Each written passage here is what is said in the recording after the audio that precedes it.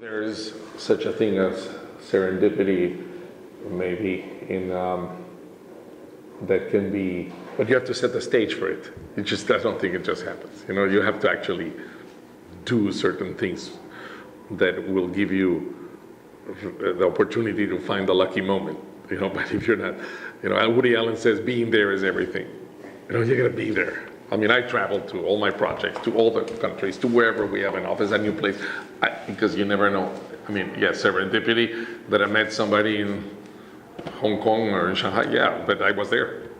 So you got to be there is the first aspect. But there are several aspects of that are partial serendipity. When we started our firm, in the world of architecture, you're called by your name. It's all about yourself. But of course, we were hippies, so we thought that was not nice. That the building is you, and it carries your name.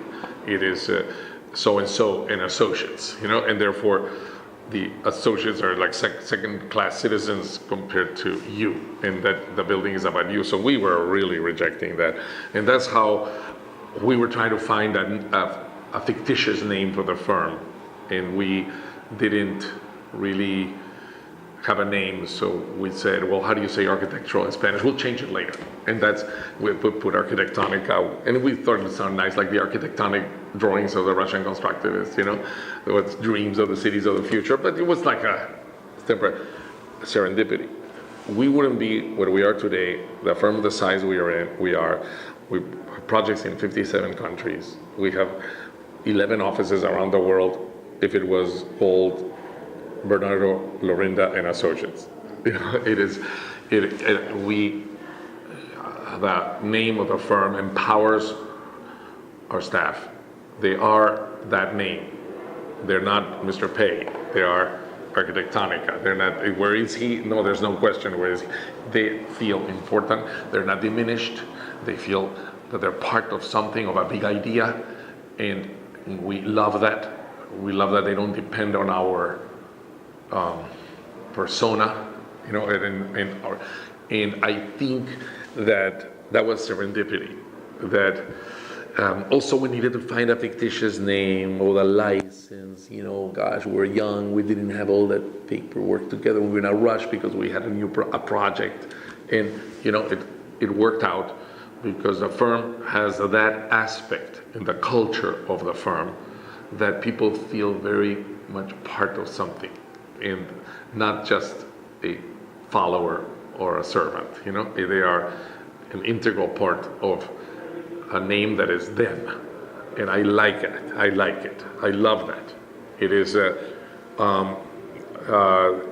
there is also serendipity in the fact that you encounter some amazing people in your life, like our clients on the Atlantis. Now, that was risky.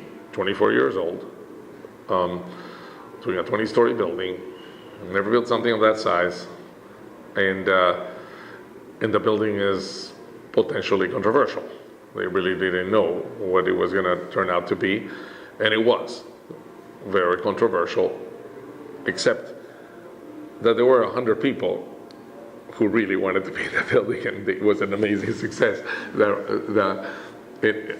Miami was changing. People were coming from other places, and this was the only thing that caught their attention, and everything else was very drab.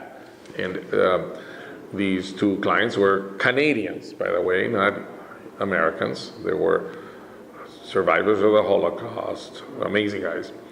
And they were coming here, and they had a very creative angle, as they had done equally in Montreal, where they were from, French Canadian, and they were wonderful. They stood by us when there was an article in the Herald that criticized the color of the building. They didn't paint it beige. They stuck with it, and they're still around. By the way, they're in their early 90s, and I take them out for lunch twice a year. They live here? They live in Bal Harbour in Miami Beach, and I honor them, and I take them out and entertain them and take them to their favorite restaurant, and because You got to be grateful when, by a serendipity, these two guys believed in us. It is, and that is really, there's a huge world for us to meet them. The coincidence is gigantic, right?